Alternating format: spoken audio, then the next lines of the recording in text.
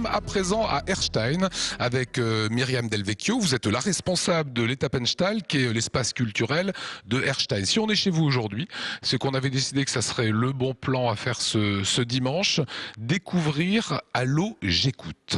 Donc c'est une exposition qui s'intitule Allô, j'écoute et qui parle, comme son nom l'indique, de l'eau.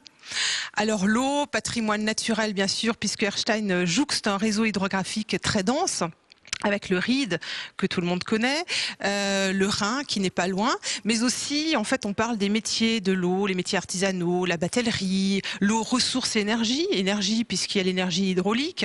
Nous avons la chance d'avoir les UME à Erstein, les usines municipales d'Erstein, qui fabriquent de l'électricité, qui font aussi le réseau de distribution d'eau, et puis l'aspect du cycle naturel de l'eau au cycle domestique avec l'eau potable, le traitement de l'eau et tous les petits gestes éco-citoyens que l'on peut faire pour économiser de l'eau. Alors vous avez décliné tout ce qu'il y a ici dans cette exposition. Alors vous le voyez, on est devant ces fameuses barques à fond plat qui sont l'histoire en fait de notre région, fabriquées par des Calfa.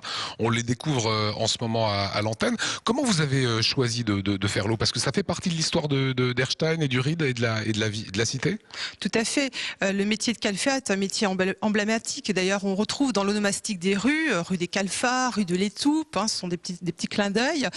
C'est vrai qu'on voit dans nos paysages du Ried la barque à fond plat, et donc comment ne pas évoquer ce métier artisanal qui se transmettait de père en fils. Alors on voit également, Myriam, des moulins.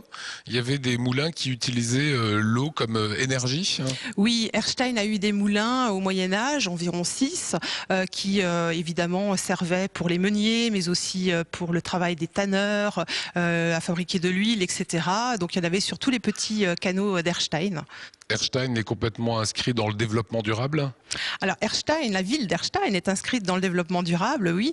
Et donc cette exposition touche aussi à ces thèmes-là, donc notamment avec les petits gestes éco-citoyens à faire pour économiser l'eau, parce que tout le devenir finalement de l'eau repose sur une gestion raisonnée de l'eau. Alors l'or bleu, cet or si précieux dans notre belle région. Allô, j'écoute, c'est une exposition à découvrir jusqu'en juin 2011, ici à l'espace culturel de Erstein. Je vous laisse de suite cette circonstance avec la minute du développement durable, qui est signée de Claire Coq, et on se retrouve juste après.